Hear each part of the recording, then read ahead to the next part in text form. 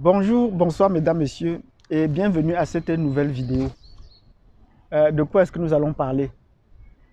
Nous allons parler de l'immigration africaine en Amérique du Nord et surtout le cas des francophones.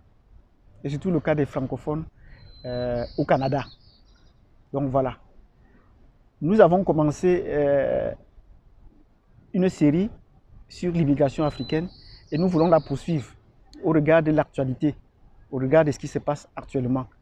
Donc, si vous êtes intéressé, n'hésitez pas par cette thématique, n'hésitez pas à vous abonner, à cliquer sur la cloche de notification et surtout à nous laisser un commentaire pour signifier votre passage. Parce que votre commentaire peut également aider d'autres personnes qui peuvent suivre, d'autres personnes qui peuvent nous lire. Donc, c'est important de le faire.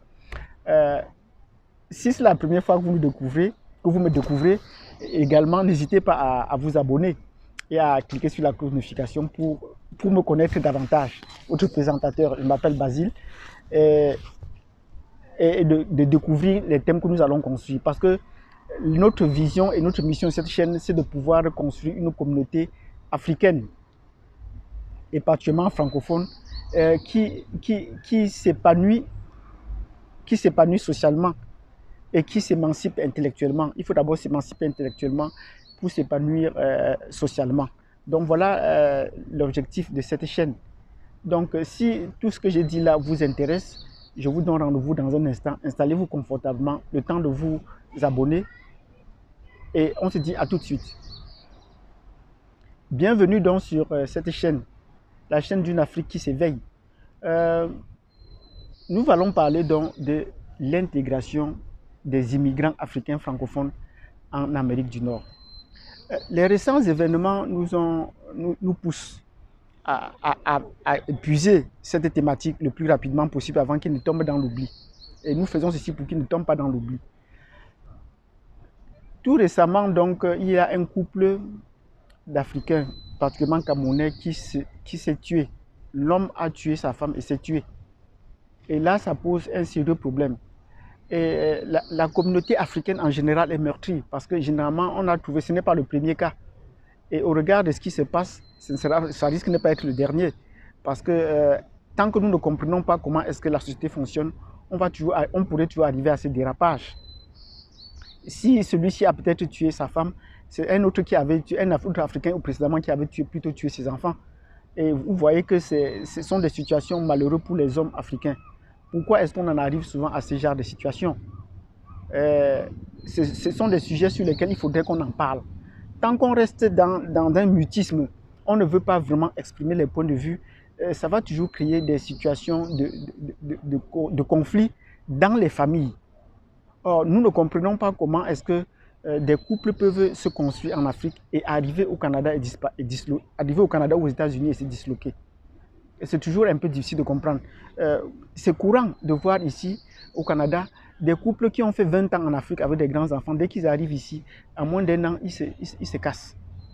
Ils s'en veulent les uns les autres. Comment est-ce qu'ils ont pu vivre pendant 20 ans sans problème? Et subitement ici, on découvre qu'il y a une faute à son partenaire. Et qui sont ceux qui se plaignent généralement dans le cas des couples? Dans le cas des couples, peut-être on pourrait estimer à moins d'1% ou de 0,5% les enfants qui se plaignent. Parce qu'ils s'adaptent rapidement et puis ne sont pas sous l'emprise de la famille.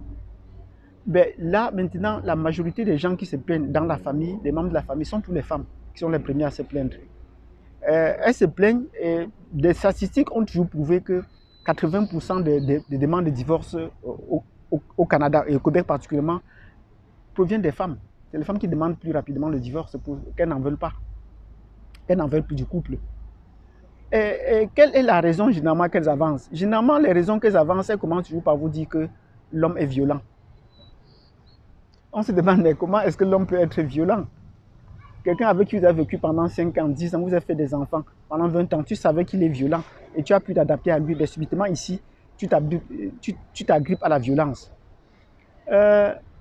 C'est en donnant la parole aux hommes qu'on peut en parler parce que les femmes s'expriment plus facilement, elles ont les latitudes de s'exprimer ici. Elles retrouvent facilement la verve de l'expression qu'elles n'avaient pas en Afrique parce que l'encadrement qu'on a ici Le système qu'on a ici leur donne plus rapidement le pouvoir de communication, le pouvoir financier, le pouvoir social et le pouvoir professionnel. Ce qui fait qu'elles prennent rapidement la mesure sur l'homme, elles prennent l'avance sur l'homme et au bout d'un certain temps, l'homme se trouve démuni. Puisque le temps que l'homme veut prendre peut-être ses marques, la femme a déjà démarré. Et tout cela part de quoi? Ça part du fait que quand les deux arrivent ici, on prend plus rapidement la femme en charge. On prend plus rapidement la femme en charge. Et quand on prend la femme en charge, c'est à elle qu'on montre toutes les astuces de la société. Et voilà ce qu'elle va faire pour les enfants. On lui donne les instructions pour... C'est elle maintenant qui devient le centre de la famille. C'est elle qui doit éduquer la famille. Les instructions, payer l'assurance des enfants, amener à l'école, ainsi de suite. Et cela s'ensuit par un pouvoir financier. Donc, il y a des prébendes, il y a des allocations des enfants qui sont données. Et ces allocations sont données non pas à l'homme, mais plutôt à la femme de gérer.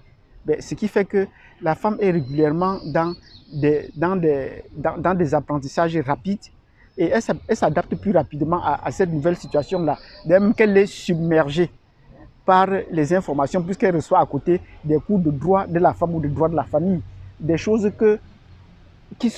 dont l'homme ne se fait pas. Et après quelques semaines d'échange, vous vous rendez compte que la femme acquiert rapidement, trouve rapidement un travail. Et pendant ce temps, l'homme est en train de balbutier et en chercher ce qu'il va faire. Donc vous trouvez qu'il y a un déphasage dans l'encadrement de la famille.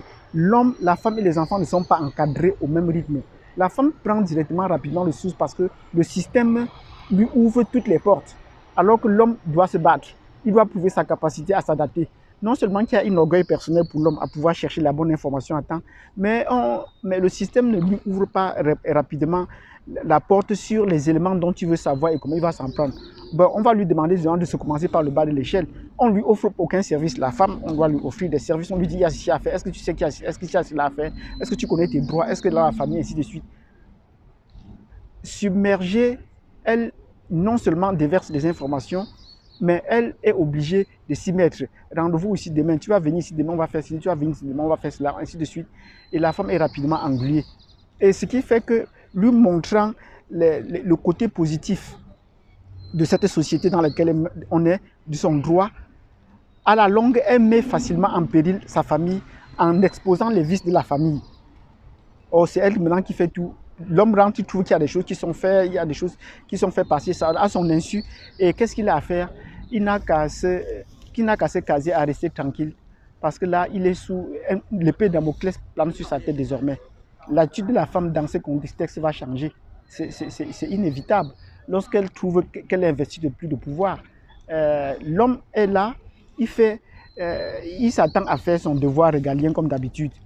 Mais quand il ne sait pas qu'il y a, par exemple, des possibilités d'avoir des logements gratuits et que c'est par la femme qu'il faut passer, des logements peut-être à bas coût et que c'est par la femme qu'il faut passer, quand il ne sait pas qu'il y a des allocations peut-être alimentaires, qu'il y a des sources pour avoir ainsi de suite, il va au travail, il sort, quand il revient le soir, la femme a déjà fait l'épicerie, ainsi de suite. On ne sait pas si c'est... l'homme ne sait pas si c'est de sa poche ou si elle a pressé dans une banque alimentaire, ou si ce sont des dons, ainsi de suite. Donc voilà des situations qui essayent de fragiliser l'être, qui essaient de fragiliser l'homme. Et comme on dirait dans une expression, dans ces conditions, la femme manque facilement le respect à son homme à la maison. La femme manque facilement de respect à son homme. Comment est-ce qu'on pourrait corriger cela? Mon appel va peut-être s'intéresser aux hommes. Il faut beaucoup dialoguer dans le couple maintenant. Parce que maintenant, la femme devient très occupée.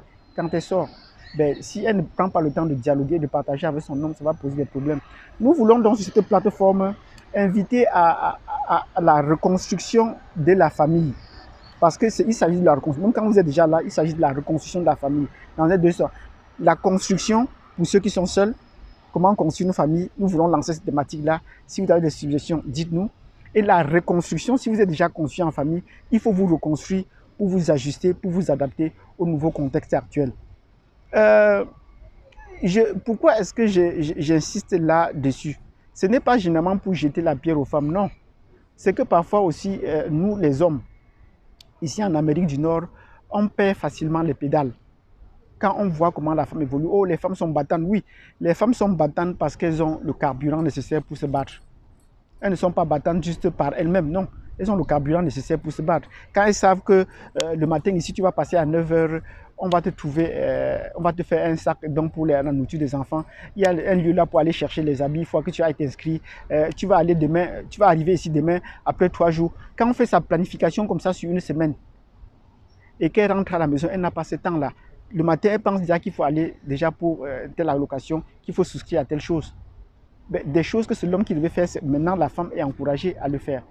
Ce qui fait que voilà son moteur pour le carburant. Ça lui donne de plus en plus de aides. Elle aimerait même faire davantage. Aller le matin, aller le soir, même faire tout ça en 2 jours. Ben, on lui dit non, peut-être on a étalé ça sur un programme d'une semaine pour qu'elle essaie d'acquérir les réflexes, les formations à faire, voilà autant de choses. Pendant ce temps, l'homme est en train de se battre seul dans son coin. Donc nous ne sommes pas en train de dire que c'est une mauvaise chose pour les femmes, mais il faudrait qu'elles essaient d'établir le dialogue avec leur homme. Il faudrait qu'elles essaient d'établir le dialogue avec leur homme. Du côté de l'homme maintenant, il y a aussi des choses que nous faisons peut-être qui n'est pas très bien. On ne parvient pas à s'ajuster le plus rapidement possible. Pourquoi est-ce qu'on ne s'ajuste pas? Parce qu'il y a un manque de carburant. On n'a pas le carburant nécessaire pour pouvoir s'ajuster le plus rapidement possible. Pour le cas récent qui s'est passé aux États-Unis, il y a un ami de l'homme qui a témoigné et son témoignage m'a fort frappé. Qu'est-ce qu'il a dit? Il a dit que c'était son ami d'enfance. Ils ont étudié ensemble, ils ont enseigné dans le même collège, dans le même lycée au collège à Bamenju. Et puis là, il a bien dit, son ami n'a pas compris le nouveau rôle que le système assigne à un mari ici aux États-Unis, en Amérique du Nord. L'homme n'a pas compris le nouveau rôle que le système assigne à un mari. Ça, c'est très important. Donc, il faudrait que nous, les hommes, on essaie de discuter de ce rôle-là entre nous. Il faudrait que les hommes essaient de trouver le temps de participer à des causeries. Heureusement que tout le monde est sur Zoom maintenant. Qu'on participe à des causeries pour trouver quel est le nouveau rôle que la société, que le système en Amérique du Nord assigne à un mari. Quel est le nouveau rôle du mari? Cela voudrait dire que le rôle du mari tel que nous le connaissons en Afrique n'est plus le même qu'on a ici en Amérique du Nord. Or, s'ajuster, s'adapter nécessite de passer par ces cheminements-là. Se questionner, comprendre et s'aligner sur ce nouveau rôle-là. Et dans ce cas, il faudrait que l'homme essaie d'avoir une certaine ouverture d'esprit pour essayer d'intégrer dans sa façon de faire personnellement et de façon familiale ce nouveau rôle. Nous ne disons pas toujours que non, c'est la femme qui a entièrement tort. Mais donc vous trouvez que quand la femme fonctionne comme nous l'avons dit tout à l'heure, ayant du carburant pour le faire, et d'un autre côté, l'homme, non seulement stagne, il n'a pas de carburant déjà pour s'ajuster, mais même sur le plan mental ou sur le plan de la connaissance, sur le plan cognitif, il ne parvient pas à comprendre le nouveau rôle que lui assigne le système ici, de façon personnelle et de façon familiale. Vous comprenez que sur le plan social, il doit avoir une certaine distanciation. Donc, l'écart va se creuser. À un certain seuil, la femme doit nécessairement demander le divorce. Parce que, de façon subtile, les mécanismes du système sont faits tels qu'elle doit répondre à des questions qu'on doit compiler, même à son insu. Et c'est comme ça qu'un jour qu'on lui demandera, ben, elle avait dit tel jour ça, 2 mois après elle dit une autre chose, ainsi de suite. On essaie de compiler, on trouve que le service social doit peut-être venir à sa rescousse. Donc, si vous avez aimé cette vidéo, il faut mettre un pouce. Et je vous invite déjà à vous abonner parce qu'on va encore en reparler. Si vous n'avez pas aimé ou si l'approche que j'ai utilisée ne vous a pas convenu, il serait également intéressant de nous mettre le commentaire pour que ça puisse partager. Les autres aussi, à travers cette plateforme que nous mettons en place, doivent aussi s'informer. En lisant les commentaires, mettez vos commentaires, vos points de vue, ça pourra intéresser également les autres. Et là, on pourra construire effectivement une communauté civile sur laquelle on pourra échanger sur des questions qui sont propres à nous. Parce qu'il est question pour nous de donner la parole aux victimes. Les victimes qui sont soit les femmes, soit les hommes. C'est ça notre intérêt sur cette plateforme. Merci de m'avoir suivi jusque-là. Je vous souhaite de passer une excellente journée, une excellente soirée. Et on se donne rendez-vous à la prochaine vidéo. Merci.